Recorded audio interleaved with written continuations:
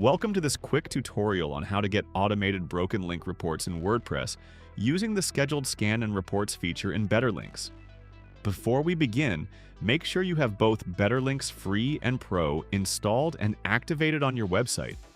Once everything is ready, you can set up your automated scans. From your WordPress dashboard, navigate to the BetterLinks menu, click on the link scanner, and then head over to the Scheduled Scan and Reports tab. Here, enable the option named Activate Automatic Scans. Next, select the post types you want to scan and choose a scan frequency like daily, weekly, or monthly. Then click Save Changes. Now, let's enable email reporting from the right. By default, BetterLinks automatically adds your site's admin email address and generates a subject line. However, you can easily customize these as needed. After confirming the email address and subject line, save changes.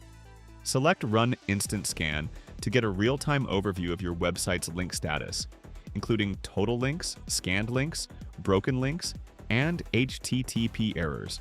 You can also test the email report to receive it in your mailbox. Now, the Link Insights report will be sent automatically to your email address at regular intervals based on your configured scan frequency. Did you find this video helpful? Don't forget to like, share, and subscribe to our YouTube channel for more.